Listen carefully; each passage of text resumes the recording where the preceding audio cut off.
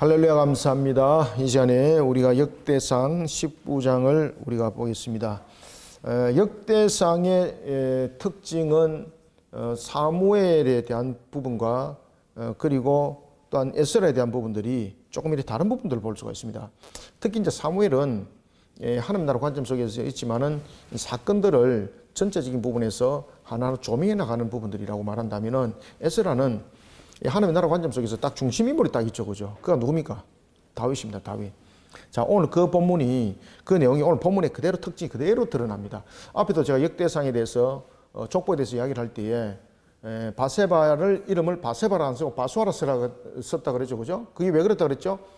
이 바세바 부분들로 등장하게 되면은 이게 이제 다윗의 이 가는 사건들이 중심이 되는 겁니다. 근데 바수아는 그 사건들을 중심으로 하는 것이 아니라 하나님의 언약을 이어가는 측면에서의 지금 하나님 나라 관점 속에서 그 내용들을 써내려갑니다. 그럴 때 같은 그 이름을 가지고 있을 때에 그 사건에 불거진 이름을 쓰기보다는 언약적 관점 속에서 동용했던 그 이름들이 등장합니다. 과거에는 보면은 우리가 이제 그 일반적 인물들도 그렇습니다만은 사람들이 한 사람이 두 가지 이렇게 이름을 그 당시에 그 유대 사회에서는 사용하는 경우들이 종종 있었습니다. 그런 특징적 요소를 이 에스라가 너무나도 잘 알았던 거죠. 그러니까 이 족보들을 이야기할 때 여러분 이 사무엘은 보면 족보에 대한 날들이 없잖아, 그죠? 사건들에 대한 날이거든요. 근데 에스라는 어떤 내용들이 계속해서 등장해요. 족보. 아시겠습니까? 족보. 에스라가 이 족보를 등장을 시키는 가장 큰 이유가 하나님께서 이루고자 하는 그 뜻들이 누구를 통해서 어떻게 이루어지고 있는가라는 것을 하나님 나라에 대한 관점에 인물의 포커스가 맞춰져 있습니다. 아시겠죠? 그죠? 그리고 이제 사무엘은 보면은 그 사건들을 통해서 왕으로 세워졌고 하나님의 뜻을 이어갔고 이 부분들이 사건적 전개 측면이에요. 우리가 조금 구별한다면 이해됐습니까? 그래서 이런 부분들이 좀 차이점이 있습니다. 그래서 사무엘이 보는 하나의 그 관점, 구도적 측면과 그 다음에 에스라가 보는 구도적 측면은 이런 조금 구별되는 부분들이 있어요. 이런 부분들이 좀 두 사람의 특징적 요소기도 합니다. 왜 그런가 하면은 특히 이제 사무엘은 보면은 사건 중심 속에서 사무엘은 성장해 나왔던 사람이잖아요. 그죠? 자신의 어머니가 불임이었는데 하나님께서 그에게 생명을 허락하셨죠. 그 다음에 자신이 하나님께 드려진 하나의 그 예물이 됐지 않습니까? 자신이. 그리고 엘리 제사장 밑에서 자라면서 봐왔던 그 사건적 전개, 홈니와 비나스, 그죠? 그 다음에 홈니와 비나스가 죽었을 뿐만 아니라 엘리 제사장이 적사하는 그 현장, 그리고 또한 엘리 제사장의 그 온 가족들이 결국은 멸망을 당하는 그 내용들, 이게 전부 다 사건적 전개거든요. 그 다음에 이제 자신의 이제 두 아들이 홈니와 비나스와 유사한 그런 사건이 딱 터졌죠. 그때 사무엘은 어떤 선택을 했나요? 엘리와 완전히 다른 선택을 했죠. 그죠? 엘리와 다른 선택을 할 때 어떻게 했습니까? 그렇죠. 자신의 두 아들을 실각시킵니다. 실각시킵니다. 그리고 자신이 하나님께서 주신 그 말씀대로 사울을 왕으로 세우고 뭐라고 말합니까? 나는 이제 그렇죠. 하나님의 말씀을 가르치는 데와 그리고 또한 기도하는 일에 전력을 할 것이다. 이렇게 이제 구별이 되는 것이죠. 그리고 늘 이제 사건 속에 이제 중심이 있습니다. 그 사울에 대한 사건, 다윗에 대한 사건, 이런 부분들이 그 라마나요스에도 그 사건 부분이죠, 그죠? 라마나요스에 여러분 잘 아시는 것처럼 다윗이 이제 그 사울로 인해서 죽음의 일보 직전에 있을 때에 사무엘이 있는 곳으로 피하잖아요. 그때 그가 선지생도를 가르치는 학교가 있었죠. 그곳이 어디였습니까? 라마나요스였죠, 그죠? 그걸로 다윗이 피했습니다. 그때 제 3차에 대해서는 사울이 직접적으로 다윗을 잡으러 왔지만은 사울 또한 그곳에서 하나님께서 성령의 에리를 형성하면서 그걸로 못 들어왔죠. 이런 이제 사건적 중심 속에서 그 내용들은 사무엘이 계속해서 이야기를 해요. 그런데 에스라의 특징들은 무엇이라고 그랬습니까? 족보, 그죠? 느헤미야 시대에서도 족보, 그 다음에 역대상에서도 족보, 그 다음에 에스라서도 보면은 족보, 이런 부분들이 전부 다 족보로 연결되고 있습니다. 특히 이제 오늘은 이런 족보 연결을 할 때에도 여러분들이 이제 잘 아셔야 되는데 바세바 사건을 등장시키지 않습니다. 오늘 이 사건은요, 바세바의 간음 사건이 있었던 그 사건이 사무엘하 여러분들이 보면 10장, 11장, 12장에서 그 나타나죠. 그 내용입니다. 이 본문의 내용이. 사무엘하 10장, 11장, 12장의 내용인데 다윗의 그 부분에서 바세바와 그 사건이 속 빠진 내용을 정리하고 있습니다. 오늘 본문이. 그래서 오늘 본문은 여러분들이 잘 아시고 있는 사무엘하 10장부터 12장을 보는데 이 내용 속에서 바세바 사건이 빠집니다. 바세바 사건이 생략됩니다. 이런 그 특징적 요소는 우리가 이미 앞에서도 봤던 것처럼 바세바에 대해서 족보를 이야기할 때도 바수아라고 그렇게 했죠, 그죠? 바수아라고. 이런 내용들은 그 당시에 이제 에스라가 하나님 나라 관점 속에서 이 내용들을 지금 설명하는 내용들이었고 어떤 사건적 전개가 아니라 하나님께서 어떻게 언약을 성취해 나가셨는가 여기에 지금 포커스가 맞춰져 있습니다. 괜하게 다윗에게 안 좋은 내용을 뺐다 이게 아닙니다. 따라서 이 언약의 성취적 내용을 이제 설명하면서 또한 그 역대상에서도 빠지지 않는 사건인데 그것이 바로 우리가 사무엘서에 나타나는 다윗의 인구조사는 또 그대로 이 안에 포함이 되어서 내용들이 전개되는 걸 볼 수가 있습니다. 자, 이 내용 속에서 19장에 그럼 무엇을 우리에게 강조를 하고 있을까? 하나님의 언약의 성취. 하나님의 언약의 성취. 그래서 오늘 우리 본문 속에서는 하나님의 언약의 성취. 자, 이 언약의 성취를 이룰 때에 자, 이게서 이제 중심 인물이 누구라 그랬습니까? 언약의 성취하는 측면에서 다윗이 등장하죠. 그죠? 그 언약의 성취를 통해서 하나님께서는 언약의 성취를 위한 승리, 하나님의 언약의 성취를 위한 승리, 이 속에서 등장하는 인물이 다윗입니다. 오늘 본문이 이 내용을 중심적으로 우리에게 설명하고 있습니다. 자, 그러면 우리가 19장 뭐 짧은 본문이고 19장은 별로 뭐 그렇게 뭐 문맥적으로 어렵고 뭐 이런 부분들이 없습니다. 그래서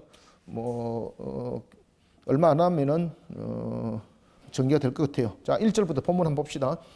그 후에 암몬 자손 왕 나하스가 죽고 그의 아들이 대신하여 왕이 되니. 자, 여러분 다윗은요. 우리가 이제 고레스가 굉장히 지략가라 그랬지 않습니까? 굉장히 지략가고 그다음에 포용 정책을 잘 펼친 왕이었습니다. 그러면서 이제 바사가 메대가 이제 있을 때 바사가 메대를 흡수하고 그다음에 이제 여러분 잘 아시는 것처럼 바빌론을 흡수하고 그러면서 이제 페르시아 제국을 형성했던 새 나라의 거처를 만들었던 대표적인 인물입니다. 고레스가 그죠? 메대라는 부분들을 자신의 외삼촌 나라를 흡수할 때도 보면은 굉장히 지략적인 부분들인데 꾀만 부린 것이 아니고 상대를 어떻게 했습니까? 인정을 해주고 포용 정책을 펼쳤죠. 자, 그러면서 이제 메데바사라는 나라가 세워지게 됐고, 그 다음에 이제 바벨론도 물론 이제 그들이 이제 군사를 앞세워서 정복을 했지만은 그럼에도 불구하고 바벨론을 그들이 그 전투에서 이길 수밖에 없었던 가장 요점적인 것이 뭔가 하면 포용 정책입니다. 포용 정책. 그리고 이제 그런 속에서 하나님께서 고레 칙령을 발동하게 했던 내용들. 그러니까 여러분들 여기 보면은 이 하나의 포용 정책이 굉장히 중요한 의미를 가지고 있습니다. 그렇죠? 자, 다윗도 여러 부분에서 전쟁을 치룰 때에 군사적 측면에서의 승리만 있는 것이 아니라 다윗의 전쟁은 두 가지로 일어나는데 하나는 우리가 군사적인 하나의 세력적 측면에서의 전투가 일어나고 또 하나는 영적 전투가 다윗은 항상 이 속에서 언약을 성취하는 측면에서 이 두 가지 전투가 항상 함께 일어납니다. 우리가 군사적 측면에서는 우리가 장소, 땅을 차지한다고 말한다면은 영적인 부분들은 하나님의 나라는 신앙이지 않습니까? 그죠? 하나님의 나라는 신앙이지 않습니까? 땅만 쟁취하는 것이 아니잖아요. 그죠? 그러니까 이 부분들을 합쳐서 이제 기업이라고 말하고 있고 이 속에 이제 하나님을 향한 신앙이 중심을 이루고 있는데 다윗의 특징적 요소는 여기 있습니다. 여기. 이런 다윗도 이방에 대해서 굉장히 포용적인 정책을 또 많이 펼쳤습니다. 마치 고레스처럼 포용적인 정책을 많이 펼쳤습니다. 어떤 세력을 앞세워서 정복만 있는 것이 아니죠. 여러분들 세력을 앞서서 정복만을 하다 보면 원수가 많이 생기게 되죠. 그죠?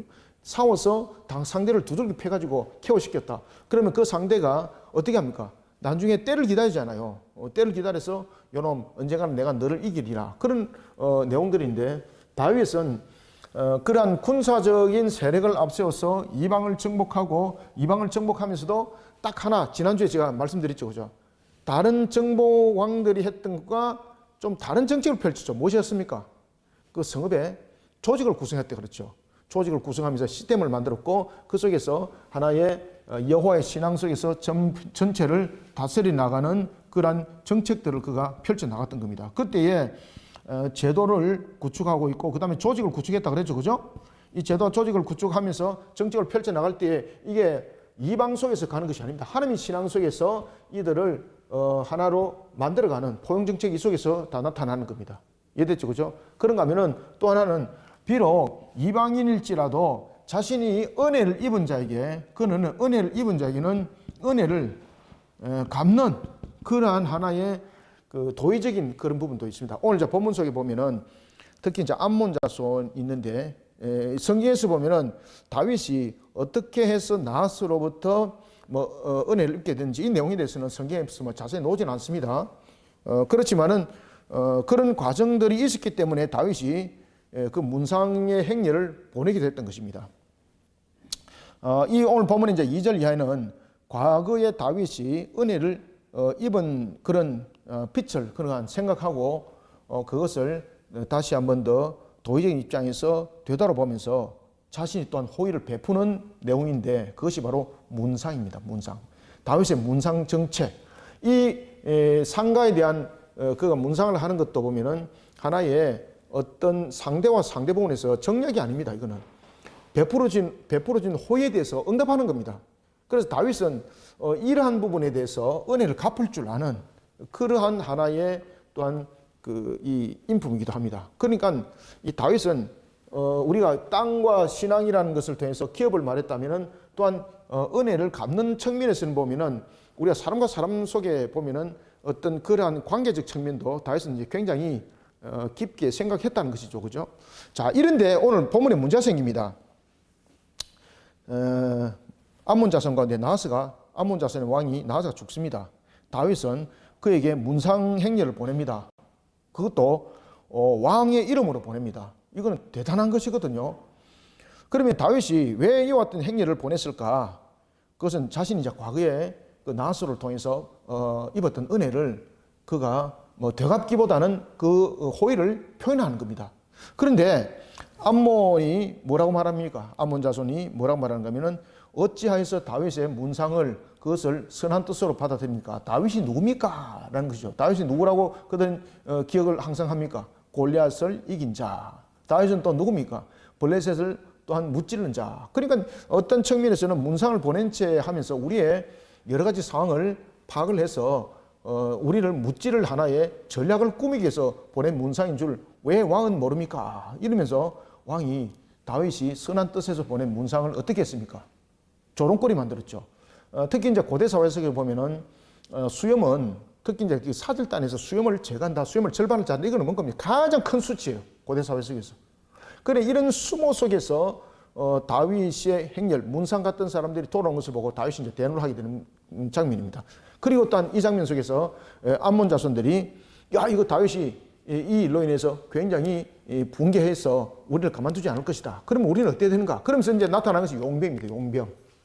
돈을 주고 용병을 삽니다. 용병을 사서 그냥 방어적 측면이 아니고 다윗을 공격하여서 이길 용병을 준비를 합니다. 그래서 오늘도 본문에 보면은 여기서 용병을 준비했는데 용병의 군마가 그 7절에 보면은 병거가 32,000대. 와, 이거 어마어마하죠, 그죠? 32,000대. 그냥 확실히 그냥 제압해버리겠다는 겁니다, 그죠? 이렇게 돈을 주고 용병을 사서 그들이 전략적 측면에서 우위를 점했습니다. 그런데 이 전쟁은 어떻게 됐을까요? 그렇죠. 그래서 이 전쟁을 단순하게 보는 것이 아니라 하나님의 언약의 성취를 위해서 승리하게 하셨던 전쟁입니다. 이 속에 이제 다윗에 보면은 하나의 인간적 모습도 딱 비춰주는 거예요. 아무리 이방인일지라도 자신이 은혜를 입은 자에게는 은혜를 갚음 속에서 그가 이중적인 행동을 하는 것 아니죠, 그죠? 그런 모습이 있는데 암몬은 그런 부분에서 오히려 다윗을 악한 행위로 여기고 그를 대적하였다. 그런데 그 대적을 이루는 측면도 보면은 하나님께서 다윗이 그 전쟁을 먼저 일으킨 것이 아니지 않습니까? 그죠? 그들이 대적하여서 다윗을 향해서 달려왔기 때문에 다윗은 방어를 해야 되는 부분들이고, 그리고 또 방어를 하는 측면도 보면은 다윗을 죽이고자 하는 상대이기 때문에 방어한 측면에서만이 문제가 아니죠, 그죠? 그래서 이 전쟁의 정당성과 그 하나님의 언약의 성취를 이루기 위해서 또 다른 하나님의 일하심을 이 속에서 우리가 함께 발견할 수가 있습니다. 자, 1절부터 다시 봅시다. 전체적인 19장은 이해는 하셨죠, 그죠? 그 후에 암몬 자손의 왕 나하스가 죽고 그의 아들이 대신하여 왕이 되니 다윗이 이르되 한눈의 아버지 나하스가 전에 내게 호의를 베풀었으니 이제 내가 그의 아들 한눈에게 호의를 베풀리라 하고 사절들을 보내어 그의 아버지 죽음을 문상하게 하니라. 다윗의 신하들이 암몬 자손의 땅에 이르러 한눈에게 나가 문상하며, 자, 여러분 개인적으로 간 것도 아니잖아, 그죠? 그리고 이제 이 문상의 행렬을 구성했다는 거죠. 그럼 예의를 갖췄다는 이야기입니다. 여러분, 그냥 이 부분에 대해서 문상을 할 때에 그냥 사람만 쭉 갔겠습니까? 아니겠죠, 그죠? 그에 대한 호의를 베풀지라라는 부분을 통해서 분명히 예의를 갖췄다는 이야기입니다, 그죠?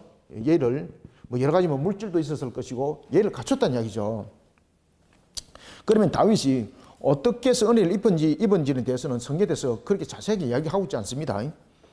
뭐 여기서밖에 우리가 볼 수 없는 부분들이죠. 그런 부분에서 암몬 자손들은 자 어떻게 하는가 보십시오.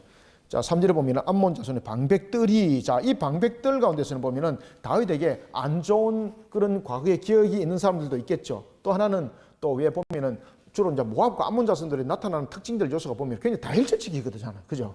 굉장히 공격적 성향이 강하고 다혈적이고 이런 부분들의 내용들을 많이 담고 있습니다. 또 하나는 모압, 암몬 그러면은 늘 이스라엘 대적했던 세력들이잖아요. 늘 이스라엘 대적했던 세력들. 자, 이런 부분들이 그대로 이제 살아나고 있는 겁니다. 암몬 자손의 방백들이 하늘에게 말하되 왕은 다윗의 조문 사절을 보낸 것이 왕의 부친을 존경함인 줄로 여기시나이까.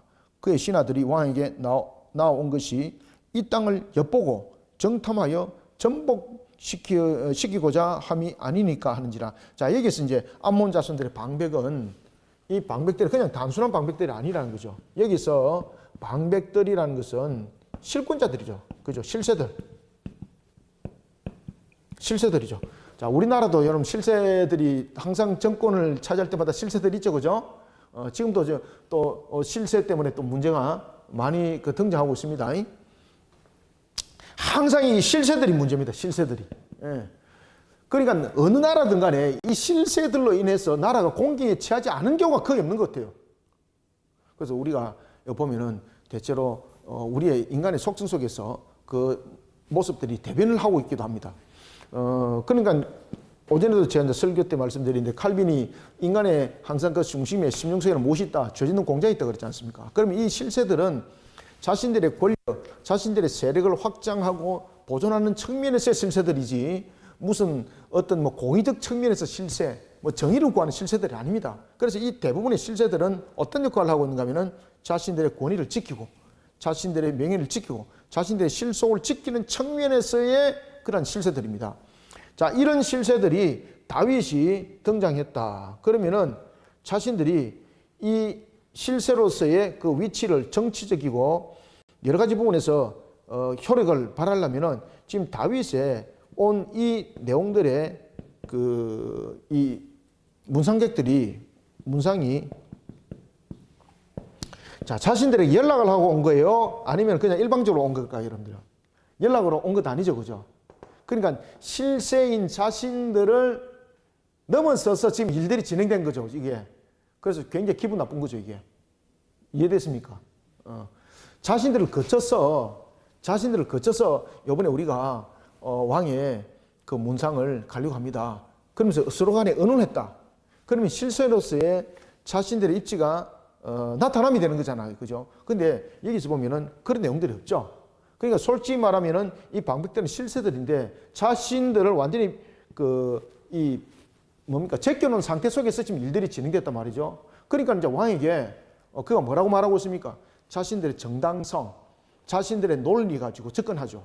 뭐라고 접근합니까? 왕이요. 왕은 어찌하여서 다윗의 문상을 받아들입니까? 그럼 다시 말하면 자신들하고 의논 안 하고 지금 바로 점프했다는 거지 않습니까? 그래 실세로서의 자신들의 위치가 흔들리지 않습니까? 그래 왕에게 흔드는 거예요. 실세로서 흔드는 거예요. 뭐라고? 왕이요. 어찌하여서 다윗이 왕의 아버지 문상을 오고자 하는 것이 호의라고 봅니까? 과거 사건 기억 안 하십니까? 블레셋도 어떻게 되었습니까? 뭐 이런 이야기를 하지 않습니까? 그죠? 그 내용 속에, 내막 속에는 뭔가 하면은 이 방백들인 실세들이 이 과정 속에서 자신들이 걸러진 겁니다. 그죠? 걸러지니까 자신들의 위치를 다시 한 번 더 국가적 측면에서 위치, 그 다음에 자신들의 모든 위치, 뭐 정략적 부분에서 위치, 이런 부분들을 이 관계 속에서 이 헐어버리면 안 되겠다. 그러니까 다윗을 흔들어서 자신들의 위치를 만들어가는 겁니다. 이런 하나의 정치적 구조들이 있습니다. 어느 나라든 간에 이런 보시면 정치가 있죠. 그죠? 어느 시대든 간에 보면 정치가 있죠. 그죠? 그런데 이 정치에는 항상 실세들이 있어요. 실세들. 항상 실세들이 문제를 일으킵니다. 이게. 자, 여러분들, 지금 여기서 본문에 보면 암몬의 실세들에 의해서 결국은 암몬이 무너집니다. 결국. 우리나라도 정권이 바뀔 때마다 실세들로 인해서 계속해서 문제가 생겼죠. 그죠? 무너지죠. 그게 왜 그렇습니까? 자신들을 점프해서 갔다는 거죠. 점프해서. 다 내용들이 전부 다 그렇습니다. 중심적 내용들이. 3절 암몬 자손의 방백들이 한운에게 말하되 왕은 다윗이 조문 사절을 보낸 것이 왕의 부친을 존경함인 줄로 여기시나이까. 그의 신하들이 왕에게 나온 것이 이 땅을 엿보고 정탐하여 전복시키고자 함이 아니니까 한지라. 자신들하고 언론도 안 하고 이제 왔다 이거죠. 그러니까 실세로서의 자신들이 그냥 점프된 부분에서 자신들의 어떤 가치관을 드러내고자 하는 것이었습니다. 자, 한운이 이 보니까 이 말이 대체로 우리가 보면은 왜 논리적이다. 우리가 사람이 굉장히 약점이 있는데, 자, 인간의 여러분 가장 우리가 그 합리적이면서도 굉장히 허술한 약점이 하나가 있는데 그것이 바로 논리입니다. 논리. 인간은요 논리에 약합니다. 논리에. 아시겠습니까? 인간은 논리에 약합니다. 논리에.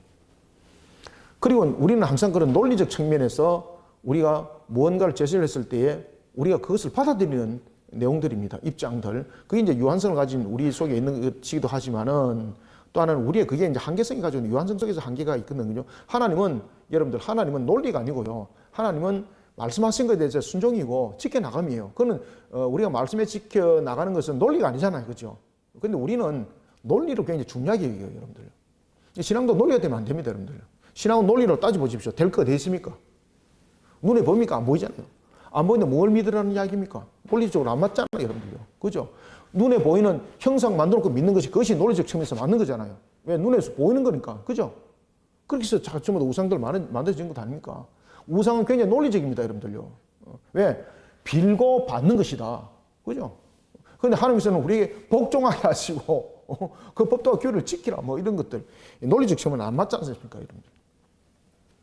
이 속에서 무너지는 겁니다. 자, 한운의 신하들도 방백들도 마찬가지입니다. 자신들의 논리 속에 제시를 하니까 한운이 맞는 거예요. 그리고 집행을 해버립니다.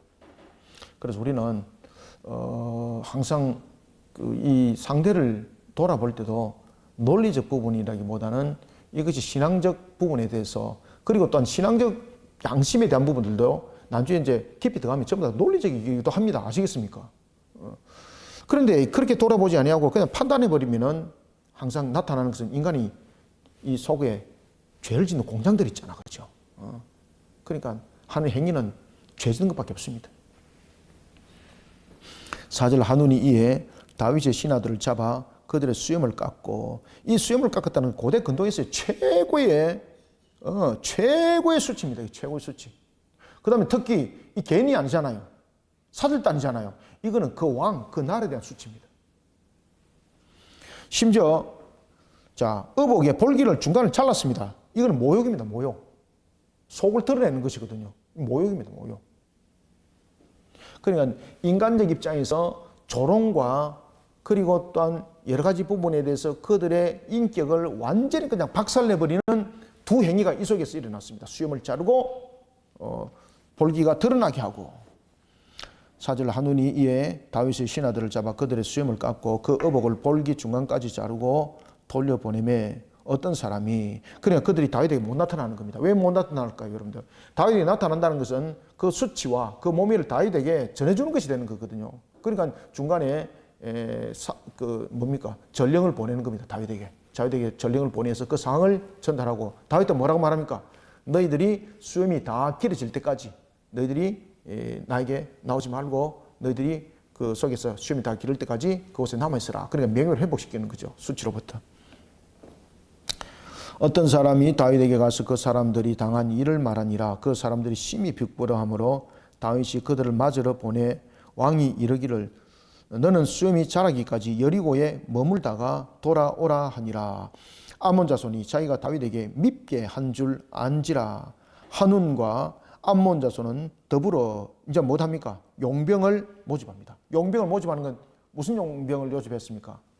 다윗의 모든 진영들을 멸할 수 있는 그런 용병을 그들이 모집했습니다. 암몬 자손은 더불어 은 1000달란트를 아람 나하라임과 아람 마가와 소바에 보내어. 자, 여러분들 굉장히 지금 큰 단위로 지금 용병을 모집했죠. 거기에서 병거 소바에 보내 병거와 마병을 상네대 이거는 무슨 말입니까? 용병을 샀다는 이야기입니다. 용병. 왜 그 러시아가 우크라이나와 전쟁을 하다 보니까 그들이 처음에 계산한 것보다도 큰 착오가 일어났죠, 그죠? 병력 부분에 대해서 문제가 생겼고, 그 다음에 이제 이 병참 부분에 큰 문제가 생겼죠. 그 다음에 이제 실질적으로 이게 러시아가 전쟁을 치르는 측면에서 구도가 잘 안 맞았죠. 그러니까 무기는 고급스럽고 좋은데 이것이 실용화 단계 속에서 문제가 생겼죠. 병참에 문제가 생기고, 그 다음에 이제 병참에 문제가 생기다 보니까 주둔군들이 이제 그냥 몰락해버리고 뭐 집단으로 그냥 막 폭사 당하고 이런 일들이 나타났지 않습니까? 그러니까 전쟁을 할 사람들이 없는 거죠. 그때 푸틴이 선택한 것이 뭡니까? 북한의 용병, 그죠? 여러분들 이번에 왜 북한에서 보면은 로켓이라든지 그다음 북한에 우리나라에 없는 전차가 있습니다. 그게 뭔가 하면은 이게 러시아라든지 미국이라든지 이런 데서만 가지고 있는 방어 시스템이 전차 속에 있었거든요. 그게 원래 북한 속에서는 없었던 시스템입니다. 이게 전차가 가면서 자생에 대한 부분에서 방어력을 하고 방어 역할을 할 수 있는 그 미사일을 쏠 수 있는 그 시스템들이 있는데 그게 북한에 없었거든요. 근데 요번에 행렬에 등장을 했습니다. 우크라이나 전쟁 이후에. 그리고 이제 우크라이나 전쟁을 통해서 이들이 굉장히 무엇에 대한 필요성을 느꼈습니까? 전자전. 그 다음에 그들이 이제 가지고 있는 어떤 그 시스템 속에서 소의 단위를 통해서 대량의 군사를 대항할 수 있는 것이 무엇이었습니까? 무인. 이런 부분들을 자신들이 이번에 전쟁에서 직접 경험했잖아요. 경험하면서 러시아로부터 많은 정보, 기술을 그들이 갖게 된 겁니다. 자, 우리나라도 보면은 그 신무기, 옛날에는 보면은 그 M1 소총이라고 그걸 썼거든요. 세계 2차 전쟁 때 쓰던 총. 그런데 우리나라 무기 체계가 확 바뀐 적이 있습니다. 언제입니까? 월남전. 그때 월남전에 M16 아시겠습니까? 16이 우리나라에서 이제 모방하에서 이렇게 하고, 그 다음에 이제 이 탄약 보급료가 우리나라가 됐던 거죠. 일본과 우리나라. 그러면서 이제 이 풍산금속이라는 이런 부분들이 전부 다 발전 다 했습니다. 보급부대가 형성되고. 그러면서 우리나라가 그 다음에 이제 월남전에 대해서 우리가 또 전투가 6.25도 있지만 월남전에 신무기 가지고 월남전에 뛰어들었잖아요. 그러면서 이제 그런 부분에서 이제 우리나라 신무기들이 굉장히 그때 이제 그 신무기 개발이 많이 됐던 전례가 있습니다. 북한도 똑같습니다. 우크라이나를 통해서 그들은 신무기를 많이 개발했습니다. 용병, 그죠? 러시아의 용병, 북한이었습니다. 자, 오늘도 본문에 보면은 이와 같이 용병을 대거 형성을 하게 됩니다. 그러면서 실제로 보면은 그 용병이 얼마더라? 곧 병거 32,000대. 와, 이거 32,000대거든요. 이거는 여러분 대체로 이제 병거들 하나가 보통 보면은 한 병거가 보면 일당 100이라고 볼 수가 있는 거거든요. 이게 어마어마한 겁니다. 32,000대. 이 32,000대가 가면은 이거는 뭐 온 천하가 쑥대밭이 되는 겁니다. 이게 전차 부대와 같은 것 아닙니까? 이게 마병, 병거. 특히 이제 마병과 병거, 특히 이제 이 병거가 32,000이라는 것은 여러분 잘 아시는 탱크 부대잖아, 그죠? 전차 부대 가면 그냥 끝장나는 겁니다. 자, 이래 되면은 전쟁은 어떤 그 무기 또는 전략적 측면에서 볼 때 이미 다윗의 부대는 여기서 패전할 수밖에 없는 요소가 분명히 여기서 나타났습니다. 그런데 이 전쟁에서 하나님께서 승리하게 합니다. 자, 봅시다. 7절 곧 병거 32,000대와 마가 왕과 그의 군대를 고용하였더니 그들이 와서 메드바 앞에 진침해 암몬 자손이 그 모든 성읍으로부터 모여와서 싸우려 한지라. 다윗이 듣고 모압과 용사의 온 무리를 보냈더니, 자 여기에서 보면은 지금 다윗이 직접적으로 전쟁에 참여하지 않았고 다윗이 지금 뒤에 어딘가에 머물러 있다는 것을 여러분 아시겠죠, 그죠? 자, 이 내용들이 전부 다 됩니까? 이 내용이 왕궁에 머무는 겁니다. 왕궁에 머무는 거. 그리고 이제 이 부분들을 이렇게 이제 내용을 간추려 나간 이유가 그 중간 사이에 무엇이 있습니까? 바세바 사건이 있습니다. 바세바 사건. 다윗이 듣고 모압과 용사의 온 무리를 보냈더니 암몬 자손은 나가서 성문 앞에 진을 치고 도우러 온 여러 왕은 따로 들에 있더라. 요압이 앞뒤에 친 적진을 보고, 자 여기서 이제 적진을 보고라는 것은 상황적인 파악을 했을 때에, 자 여러분 나중에 그 요압이 하는 이야기도 있습니다. 요압이 하는 이야기를 딱 들어보시면 절대 이 전투가 이스라엘에게 승리를 보장해 줄 수 있는 전투가 아니라는 것을 확실히 알 수 있어요. 그래서 제가 앞에서 이미 그 말씀을 드리고 들어갔던 겁니다. 요압이 앞뒤에 친 적진을 보고 이스라엘에서 뽑은 자 중에서 또 뽑아 아람 사람을 대하여 진을 치고, 이게 이제 뭔가 하면은 상황을 봐가지고 우리가 저 상대가 지금 대단한 상대잖아요. 그럴 때에 그냥 맞짱 뜨고 맞붙으면은 승률이 없다는 것도 요압이 그 속에서 파악이 겁니다. 야, 이거 서로 간에 지금 정면 충돌하면은 우리 안 되겠구나. 그럴 때는 이제 어떻게 됩니까? 전략을 짜야 되는 거죠. A 1진, 2진, 그 다음에 이제 사이드, 뭐 전력 부분에서 어떻게 이제 갈 것인가. 이런 부분들이 이제 하나의 그 전술적인 부분들이, 전략과 전술이 이 속에서 나와야 되는 거죠. 왜냐하면 서로 맞붙어 가면 이길 지금 대상이 아닌 거예요. 자, 그때 보십시오. 11절.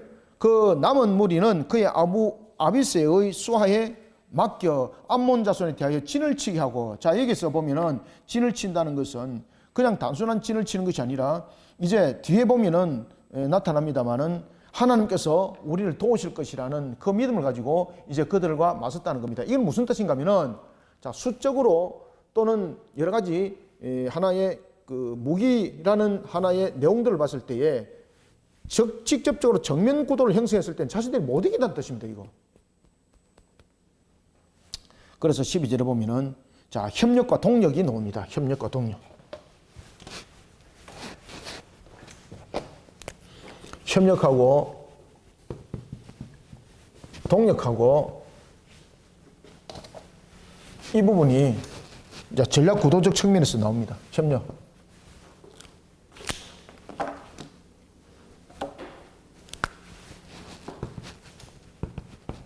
협력하고 이제 동력을 이루게 되는 겁니다. 이 부분들이 이제 전략적 측면에서 나오게 되는 겁니다. 12절 이르되 만일 아람 사람이 나보다 강하면, 그죠? 지금 여기에서 전부 다 강한 쪽으로 지금 다 이야기 다 하는 거예요. 만일 아람 사람이 지금, 그러니까 이게 무슨 이야기인가 하면은 지금 그 용병들이 여러 부분들로서 지금 1대, 2대, 3대 부분들로 지금 구성되어 있지 않습니까? 그 용병들 통해서 할 때에 지금 자, 여기 이런 말입니다. 자신들도 지금 그 상대를 딱딱 구별해서 지금 대결을 한다는 겁니다. 전체적인 부분들로서 포괄적으로 대결을 하는 것이 아니에요. 자, 지금 용병들이 여러 부분들로서 구성되어 있지 않습니까? 그죠? 여러 구도로 형성되어 있는데 특히 이제 크게 이제 세 구도로 구성되어 있지 않습니까? 그때에 이 구도를 딱딱 맞춰서 지금 전략을 배치를 한 겁니다. 전략을 배치할 때에 자, 지금 어떻게 이제 배치를 하는가 하면은, 자, 이 전략적 측면에서 구도를 형성할 때에 자, 자신들도 크게 이제 두 구도를 갖추는 겁니다. 자, 갖춰서 내가 자, 여기 이제 A고 여기 B고 요것이 1이고 2면은, 예를 들면은 자, 요압이 1이고 그다음에 아비새가 2다. 이렇게 이제 구성을 하는 겁니다. 그러면은 이렇게 가지고 퍼지면서 전청을 한다는 것이 아니에요. 아시겠습니까? 대상을 딱 골랐다는 이야기예요. 대상을 딱 골라서 내가 이렇게 공격하고 있을 때에 내가 만약에 약하거나 이쪽이 강하여서 내가 약하잖아요. 그러면은 이 전투를 하지 말라는 거예요. 우리가 보면은 왜 저 싸움을 잘하는 사람 보면 뭐 이런 말 하잖아요. 한 사람을 골라서 한 사람을 끝까지 팬다. 그죠? 자, 이 상대를 이길 수 없는데 이 상대와 대결 구도를 한다. 그러면 둘 다 패전할 수 있다는 거죠.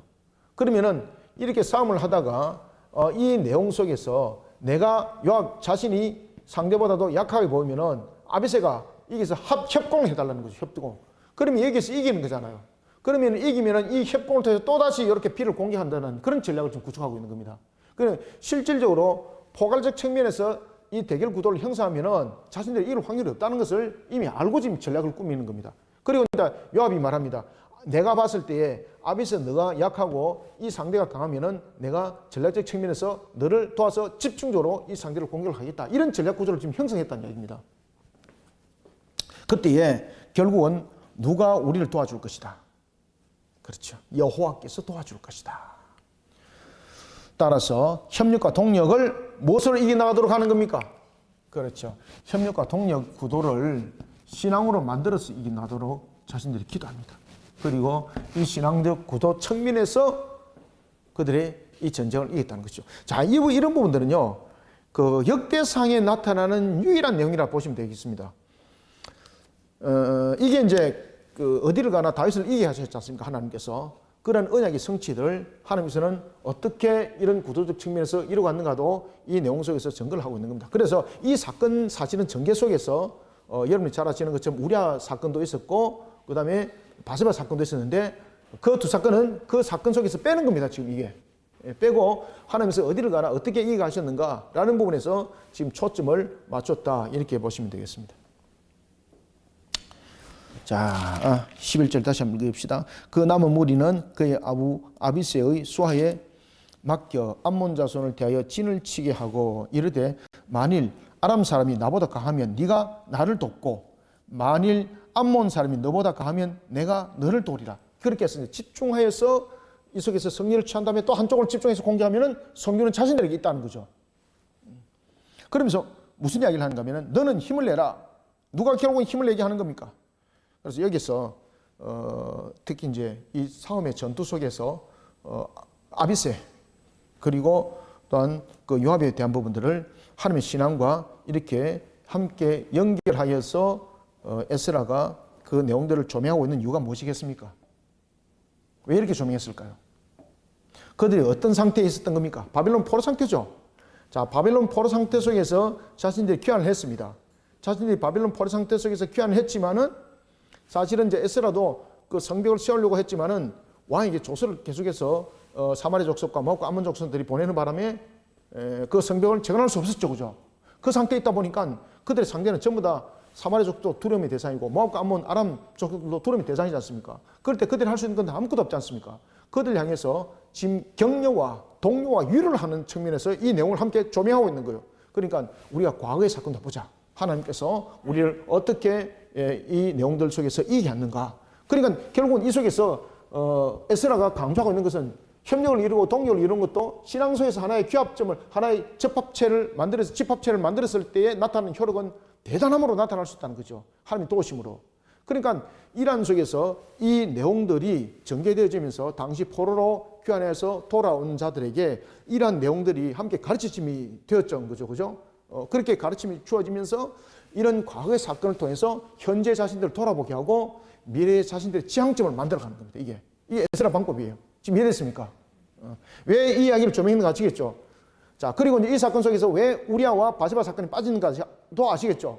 자신들이 지금 포로 상태에서 돌아와가지고 지금 대적들을 이루고 있는데 다윗이 그 바세바 사건 속에서 뭐 간음 사건이 있었더라, 우리아 사건이 있었더라, 이 내용들 조명이 아니잖아요. 이들에게 신앙으로 더욱더 하나가 뭉쳐질 수 있는 하나님 나라를 재건하고 하나님 나라를 강건케 세워나가는 측면에서의 하나님께서 다윗을 통해서 어떻게 승리하게 하셨는가, 어떻게 이기게 하셨는가, 이게 지금 초점이 맞춰져야 되는 거잖아요. 그런 측면에서 이 두 사건이 우리아와 바세바에 관한 그 사건들이 이 내용 속에서 사무엘하 10장부터 12장에 있는 그 사건이 싹 다 빠져요. 지금 이해됐죠, 그죠? 12절 이르되 만일 아람 사람이 나보다 강하면 네가 나를 돕고 만일 암몬 자손이 너보다 강하면 내가 너를 도우리라. 너는 힘을 내라. 우리가 우리 백성과 우리 하나님의 성읍들을 위하여 힘을 내자. 여호와께서 선히 여기시는 대로 행하시기를 원하노라 하고, 그래 이런 내용들을 통해서 지금 자신들의 현재 상태에 있는 백성들에게 지금 무엇을 주는 겁니까? 희망을 주는 거예요. 희망, 동료와 희망과 용기를 주는 거예요. 예서의 이 내용들이. 14절 요압과 그 추종자가 싸우려고 아람 사람 앞에 나아가니 그들이 그 앞에서 도망하고 그래서 대적들이 여러분들 잘 아시는 것처럼 그 대적들이 수적으로도 그들이 더욱더 월등했고 모든 그 병력뿐만 아니라 무기도 월등했고 그런데 그들이 그렇죠 도피하더라. 하나님께서 이해하신다는 거죠. 하나님께서 이해하신다. 하나님께서 이해하신다. 그 당시에도 여러분 보시면은 스가랴서도 그 내용들이 나타나죠, 그죠? 북쪽과 남쪽. 스가랴서 보면은 그 네 병거에 대한 부분들 우리 공부했죠, 그죠? 네 병거 보면은 그 병거들이 북쪽과 남쪽에 대해서 그 대적의 세력들을 물리치기 위해서 남쪽과 북쪽으로 움직이죠. 그런 환상들 그런 것들 갖고도 전부 다 연결되어져 있는 하나의 내용들이 다 보시면 됩니다. 15절 암몬 자손은 아람 사람이 도망함을 보고 그들도 요압의 아우 아비스 앞에서 도망하여. 자 보십시오. 자 하나를 집중적으로 딱 공격해주고 그들이 패전에 이르니까 그 같은 동력을 이루었던 그 이방의 세력들이 야 우리가 지금 하나의 날개를 잃어버렸네. 우리도 저렇게 되겠네. 그러면서 자신들이 용병이잖아요. 그죠? 그러니까 도망가 버리는 거예요. 이게 용병들의 약점이게 돼요, 여러분들요. 그러니까 그런 부분들을 하나님께서 잘 이렇게 되살려서 전투에서 승리하도록 만들어 갔던 겁니다. 암몬 자손이 15절 암몬 자손은 아람 사람이 도망함을 보고 그들도 요압의 아우 아비스 앞에서 도망하여 성읍으로 들어간지라. 이에 요압이 예루살렘으로 돌아오니라. 자, 이 속에서 무엇이 생략되어 있습니까? 이 속에서 우리아 사건, 우리아가 여러분 잘 아시는 것처럼 그 왜 성 입구에서 계속해서 전투를 벌리다가 위에서 이제 던진 돌에 맞아서 먼저 적진에 의해서 앞장서다가 사망했던 그 사건들, 그죠? 이런 부분들이 전부 다 생략되어 있습니다. 이 본문 속에. 예루살렘으로 돌아오니라. 16절 아람 사람이 자기가 이스라엘 앞에서 패하였음을 보고 사신을 보내 강 건너편에 있는 아람 사람을 불러오니 하닷 에셀의 군대 사령관 소박이 그들을 거느른지라. 이제는 용병으로서의 전투에 참여가 아니라 이제는 무너진 자신들의 모습들을 회복시키기 위해서 군사를 일으키는 거죠. 그런데 여기서 보면은 사신을 보냈더라. 아람 사람이 이스라엘 앞에서 패하였으므로 보고 사신을 보내 강 건너편에 있는 아람 사람을 불렀더라. 자, 여기서 이제 보면은 어떤 내용들이 이제 등장합니까? 처음에는 용병을 인해 가지고 정전에 참여해 가지고 무너져 버렸습니다. 완전 자신들의 자존심이 완전 짓밟히고 상해버리지 않습니까? 그때에 이들은 어떻게 했을까요? 자, 아람 사람들이 또 뭉칩니다. 아람 사람이 자기가 이스라엘 앞에서 패하였음을 보고 사신을 보내 강 건너편에 있는 아람 사람을 불러내니 하닷 에셀 군대 사령관과 소박이 그들을 건드린지라. 자, 어떻게 하겠다는 겁니까? 자존심 상했잖아요. 그러니까 이 다윗과의 어떤 화친을 하기보다는 자신들의 무너진 이런 자존심, 이런 부분들의 회복시킨 측면에서 이제 전쟁이 이제 일어나는 겁니다. 그때에 자 보십시오. 17절 어떤 사람이 다윗에게 전하며 다윗이 온 이스라엘을 모으고 요단을 건너 아람 사람에게 이르러. 자, 이런 부분들은 이제 다윗이 직접적으로 이제 전투를 참여한 것이 아니라 그가 이제 뒤에서 이런 부분들을 전부 다 승인하면서 전면적으로 이제 시작하게 되는 것을 말하고 있습니다. 17절 어떤 사람이 다윗에게 전하며 다윗이 온 이스라엘을 모으고 요단을 건너 아람 사람에게 이르러 그들을 향하여 진친이 다윗이 아람 사람을 향하여 진을 치매 그들이 다윗과 맞서 싸우더니. 자, 처음에는 용병으로 싸웠는데 이제는 어떻게 싸우는 겁니까? 자존심 회복. 자존심 회복을 위해서 싸웠지만은 이제 그들 세력이 아무리 연합을 구성을 해도 하나님께서 모든 부분들을 다윗은 어디를 가나 승리를 거두게 하셨다는 그 내용 속에서 다윗을 통한 하나님의 역사를 펼쳐나가고 있는 겁니다. 맞서 싸웠더라. 그럼 결론은 어떻게 됐을까? 자, 18절 19절 아람 사람이 이스라엘 앞에서 도망한지라. 도망했다. 패전하는 거죠. 자, 여기서 이제 우리가 보면은 19장 전체에서 다윗은 승리자로 여러분 조명되고 있죠. 그죠? 지금 여기 속에서는 이 사건들이 바세바와 우리아 사건이 있는데 그 사건은 없어지고 승리자로서의 다윗을 조명하고 있습니다. 그리고 주변 나라들은 집요하게 다윗을 연합하여서 방해하고 다윗을 공격했지만은 결국은 누가 무너짐을 당했습니까? 결국은 주변 나라들이 무너짐을 당했잖아요. 자, 그러면 에스라는 이 사건을 통해서 무엇을 조명하고 있습니까? 자신이 2차 포로에 대한 귀한 자들, 이 귀한 자들에게 희망의 메시지를 주고 있는 겁니다. 희망의 메시지. 이 내용들을 통해서.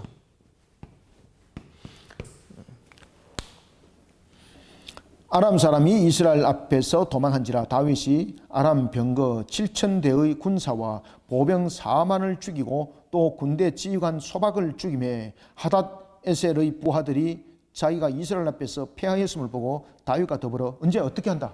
자, 여기서 이제 화치는 무엇입니까? 여기서 화치는 어떤 동등한 구조적 측면이 아닙니다. 여기서 화치는 뭔가 하면요, 주종관계입니다. 주종관계. 아시겠죠? 복수가 아니고 이제는 복수에 대한 부분에 대해서 자신이 이기지 못한 것이 아니고 이제는 패전으로서의 자신들이 살 길을 찾는 겁니다. 그래서 스스로 화치는 것은 스스로 주종관계를 형성하는 겁니다. 그래서 섬기고라는 것입니다. 섬기고. 하닷에셀의 부하들이 자기가 이스라엘 앞에서 패하였음을 보고 다윗과 더불어 화친하여 섬기고 그 후로는 아람 사람이 암몬 자손 돕기를 원하지 아니하였더라. 자, 여기서 보십시오. 지금 이방 세력들이 계속해서 지금 그 연합을 이루고 있고 지금 세력들을 자신들이 엮어서 용병까지 구성하였지 않습니까? 이래 되면 다윗은 꼼짝없이 포위된 상태거든요. 그래서 스가랴서도 보면은 왜 그 성전을 재건하는 데 측면에 있어서 북쪽 세력과 남쪽에 의하여서 자신들이 지금 고립된 이 상태 속에 놓여 있었고 그런 속에 자신들이 성전을 재건하고 성벽을 쌓는 일에 있어서 문제점들이 굉장히 많이 도출되었죠. 그죠? 이들이 군사적으로도 위협을 가했지만은 페르시아라는 황제에게 상소를 보내어서 고립시켰죠. 이런 상태 속에서 자신이 할 수 있는 건 아무것도 없었습니다. 그죠? 근데 하나님께서 스가랴를 통해서 내병거 사건을 이야기를 하죠. 내병거를 통해서 북쪽과 남쪽으로 그 병거들을 보내서 모두 다 물리치게 할 것이다. 자, 이런 부분들이 전체적인 포괄적 부분들은 다윗의 시대를 먼저 보자는 거죠. 다윗의 시대에도 이런 내용들이 있었습니다. 마치 이 이방 세력들이 북쪽과 남쪽 속에 연합을 이루어서 마치 다윗을 압살시키듯이, 샌드위치 기법으로 압살을 시키듯이 그렇게 했지만은 하나님이 이 모든 것을 물리치게 하시고 이겼다는 것이죠. 그래서 오늘 본문에도 보면은 그런 부분에 대해서 다윗이 이기는 자가 되게 하였고, 그리고 다윗이 그들에게서 화친을 맺을 때도 그들이 어떤 다윗과의 동등한 구조적 측면에서 화친이 아닙니다. 여기서 화친은 주종관계입니다. 주종관계. 자, 화친이 주종관계가 아니고 동등 구조적 측면에서 이루어진다든지 아니면은 이스라엘이 종의 관계 속에서 화친이 맺어진다면은 이건 우상 숭배 속에 만연해질 수밖에 없는 겁니다. 그죠? 자, 여기서 이제 화친이 맺어지게 되면은 다윗이 우상을 들고 오는 것이 아니라 그들이 여호와의 신앙 속에서 그들이 신앙으로 나갈 수밖에 없는 그 요소들이 일어나는 겁니다. 따라서 다윗은 어디를 가나 성리를 거두었을 때에 항상 그 성읍에 무엇을 세웠습니까? 제도를 세우고 조직을 세웠잖아. 그죠? 제도와 조직을 세울 때 이 모든 구조적 측면은 하나님의 나라로서의 제도와 조직의 구조적 측면입니다. 마찬가지입니다. 화친을 맺었을 때도 그들의 입장을 받아들이는 입장이 아닙니다. 그들이 섬겼다 그러잖아요. 섬겼다는 것은 그들의 부분에 대해서 우상을 들고 들어온 것이 아니라 하나님의 나라가 확장이 됨을 이 속에서 이야기를 하고 있는 겁니다. 그러니까 이런 부분들은 뭐 솔로몬 있을 때와 그 다음에 사울 있을 때와는 완전히 다른 구조적 측면을 우리 속에 설명하고 있습니다. 그래서 19장 전체는 바로 이와 같이 다윗은 승리자로서의 면모를 조명할 뿐만 아니라 지금 주변의 세력들이 지배하게 지금 다윗을 공격하고 있지만은 결국 그들이 전부 다 패전하게 됐다는 겁니다. 이 과정을 통해서 에스라는 무엇을 강조했을까요? 그 당시에 포로기에 돌아온 상태들이 이와 같은 연대적 구조적 측면과 비슷한 유형을 가지고 있었습니다. 아시겠죠? 그죠? 이스라엘이 중간에 있었고 압살당하는 그런 모습 속에 있었습니다. 하나님께서 이런 다윗도 이렇게 모든 것들 북쪽 남쪽을 전부 다 이해하셨다. 마찬가지다. 우리 이런 구조적 측면도 하나님께서 우리를 예루살렘으로 돌아오게 한 이유가 무엇이냐? 다윗의 언약의 회복이다. 그럼 다윗의 언약의 회복이라는 것은 결국은 우리의 대적을 이루고 있는 이 대적자를 우리가 두려워하지 마라. 하나님께서 다윗 때도 물리치고 이기게 했던 것처럼 우리도 어떻게 하신다? 그렇지. 동일하게 물리치고 이기게 하실 것이니 우리는 이 상태 속에서 포기하지 말고 항상 신앙으로 우리가 하나님의 언약의 그 성취, 다윗이 어디를 가나 승리하셨던 그 하나님의 약속의 말씀, 그 실현을 우리가 믿음으로 바라보자. 이 내용입니다. 이 내용. 그 내용 속에서 19장이 전개되어진 겁니다. 이해됐습니까? 왜 19장이 전개되었는가 아시겠죠? 그죠? 19장을 사건적 측면으로 말한다면 무슨 사건이 돌아야 됩니까? 우리아가 죽은 사건, 그 다음에 바세바 간음 사건 다 돌아야 됩니다. 여러분들. 그 사건 다 뺐죠? 그죠? 다 빼면서 이와 같이 이야기했던 이유는 바로 언약의 성취, 다윗을 어떻게 하나님께서 승리하셨는가, 이 과정을 통해서 그 당시에 포로 상태 속에서 귀환으로 온 2차 포로 귀환자들, 자신과 함께 돌아온 포로 귀환자들에게 신앙에 대한 용기와 격려를 주는 거예요. 이와 같이 다윗의 언약을 성취하기 위해서 우리가 지금 이곳에 돌아오 계신 하나님은 다윗을 그 당시에 이와 대적을 물리치게 한 것처럼 우리 남과 북에 있는 대적들을 하나님께서 물리칠 것이니 우리에게는 항상 소망과 희망이 있다. 그리고 하나님께서 그 약속을 반드시 지킬 것이다. 이 믿음으로 우리는 용기를 가지고 소망과 희망을 가지고 달려가야 된다. 여기에 대해서 지금 에스라가 학사로서 그들을 바르게 세우고 또한 지도자로서 이들을 격려하는 측면에서 중요한 내용입니다. 19장이. 그래서 여러분들이 19장은 어떤 족보적 측면 이런 데서 보시는 것이 아니에요. 그래서 19장도 제가 방금 해석했던 것처럼 이 관점을 반드시 보셔야 됩니다. 이 관점을 반드시 보셔야만이 이 19장이 바르게 해석되어질 수 있습니다. 자, 오늘은 19장은 여기까지 하겠습니다. 자, 그리고 우리가 다음 주에는 20장은 굉장히 짧은 본문인데 22장이 길기 때문에 그냥 20장은 짧지만은 그냥 이걸 하나로 마치고 그렇게 진행해 나가도록 하겠습니다. 자, 오늘은 여기까지 하겠습니다. 감사합니다. 수고하셨습니다. 하나님 감사합니다. 주님께서 베푸시는 은혜 속에 오늘도 우리에게 하나님을 향한 신앙이 왜 중요한지를 다시 한번 더 조명하게 하셨습니다. 다윗이 있을 그 당시에도 참으로 모압과 암몬이 아람과 연합을 이루어서 용병을 일으키고 자신들끼리 연합을 구축하고 참으로 예루살렘을 포위한 상태 속에서 마치 샌드위치 기법을 통해서 압축을 가듯이 했지만은 하나님께서 그 전쟁을 이기게 하셨고, 그리고 단 다윗의 언약이 어디를 가나 다윗을 이기게 하셨다라는 그 말씀의 성취, 그 성취를 통해서 또한 에스라는 포로 2차 귀한 자들에게 하나님을 향한 신앙 속에 우리가 지금 당하고 있는 그런 사마리아 족속들, 그리고 모압, 암몬, 아람에 대한 부분들, 그 위협으로부터 하나님이 반드시 지켜줄 것이라는 그 소망과 희망을 보게 하시고, 또한 그러한 속에 하나님의 약속의 성취, 언약의 성취, 하나님께서 이루고자 하는 하나님 나라 건설을 어떻게 우리는 바라봐야 되는가라는 것을 믿음의 눈으로 다시 한 번 더 조명하게 하였던 것입니다.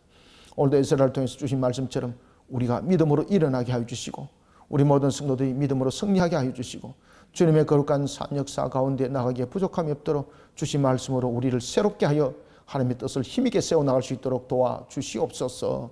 예수님의 이름으로 기도드립나이다. 아멘.